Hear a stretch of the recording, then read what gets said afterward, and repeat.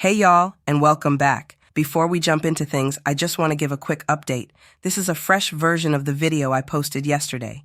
I noticed there was a lag during the part with Representative Jasmine Crockett and Chairman Bishop, and I wanted to fix that for you. Now, I always watch my videos before scheduling them to release, and it was playing fine with no glitches. But somehow, the lag slipped through when it went live. My bad for that.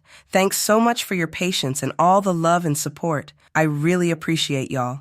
Chair recognizes the gentlewoman from Texas, Ms. Crockett, for 5 minutes. Thank you so much, Mr. Chair. And I'll pick up maybe a little bit where my colleague just left off, and the question was about Butler, Pennsylvania. I'm curious to know if any of you are aware as to whether or not the FBI is involved at all in determining what's going on in Springfield, Ohio, because as far as I'm concerned, there is domestic terrorism afoot, and it is at the word of the Republican nominee and his running mate. So do we know if anyone is checking into that on the federal level? I'm just curious. Just a yes or no, anybody? I don't know. Okay, perfect.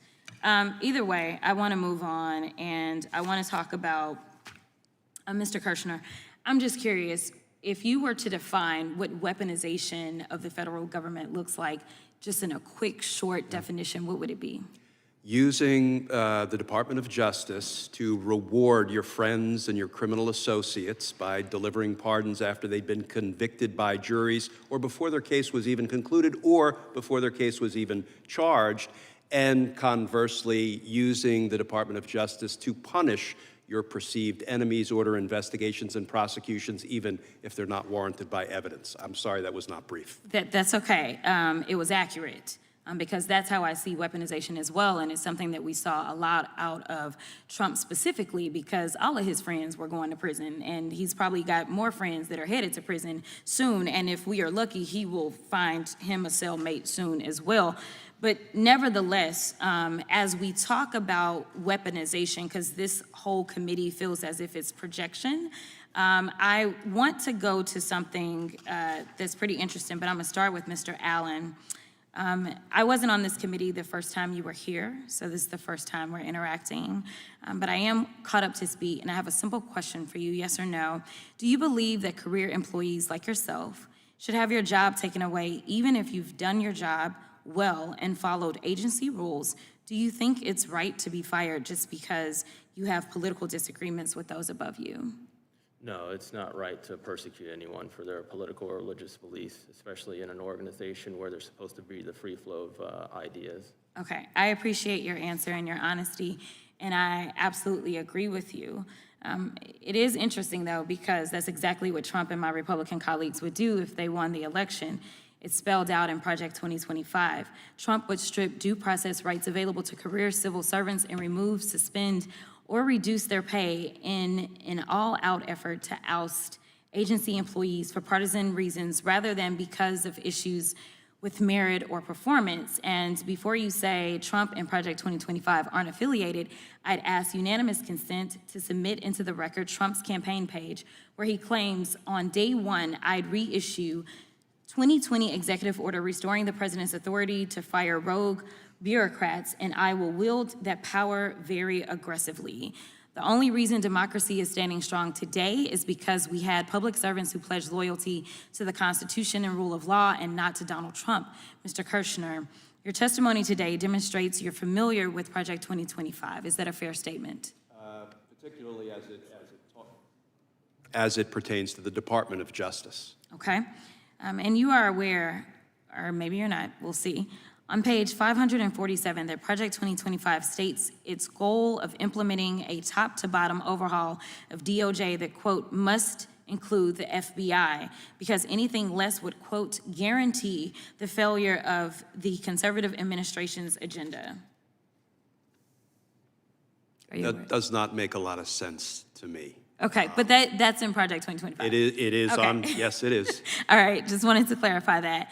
And also this agenda includes, for example, enforcing federal criminal laws against providers and distributors of abortion medication, as well as rescinding policies that hold that sex discrimination includes discrimination on the basis of sexual orientation, transgender identity, among other things. Is that correct? Yes, Representative, on page 562, they talk about aggressively going after prosecuting, quote, providers and distributors of abortion pills that use the mail. So folks who are, mailing abortion pills to women who need it, that is really not what is endangering our country or inspiring, violent crime. I absolutely agree. This week, the New York Times reported multiple instances of Trump trying to weaponize the DOJ to retaliate against his political enemies, finding that, quote, Mr. Trump told Mr. McGahn that he wanted to order Mr. Sessions, the Attorney General, to prosecute Mrs. Clinton and Mr. Comey, and if Mr. Sessions refused, he would take matters into his own hands. I know my time is running out, so I just have to ask, Mr. Chairman, given you've convened this hearing, theoretically it's you, given that you've convened this hearing on weaponizing federal agencies, will you commit to publicly condemning Trump for attempting to weaponize the government and condemn Project 2025 for its efforts to do the same? Gentlelady's time has expired. And I yield, I recognize myself for 5 minutes. And Mr. Allen, I'm going to give you a little notice. You've written some notes. As far as I'm concerned, you're the person I'm most interested in hearing from. I'm from Charlotte. I've been to the Charlotte field office. I know some people there. I was extraordinarily impressed by you and the other whistleblowers when you previously appeared before the subcommittee. I'm impressed by you again. I haven't been able to be here the whole time. I'm going to yield you some time, just if you have things that you wish to say in just a moment. But the first thing I'm going to say before I do that, and then I'm going to give Mr. Jordan the rest of my time, is I'm just overwhelmingly troubled by the fact that no one seems to be able to do much about what has happened to you. You got the Inspector General, very respectable person. You've done a lot of things that have been historic, but you issue a management alert. And to me, it sounds ridiculous to say you don't think these guys at the FBI, the senior managers, understand that they shouldn't retaliate against somebody by putting them under extreme personal hardship while they engage in a completely baseless persecution over their security clearance, and they leave them in limbo for 27 months, and to this moment haven't paid what I understand to be the consideration under the settlement that's been reached. That is astonishing. And if that's not astonishing enough, that all you can do is issue an alert, Congress does absolutely nothing. In the majority party, not one thing to impose on the Department of Justice or the FBI an appropriate sanction for what they've done. And we have a hearing about it, and everybody in the minority party, they're fearing what Donald Trump would do in the next administration while they sit here and they look at the guy who's been persecuted by the FBI. And everybody in the room understands it.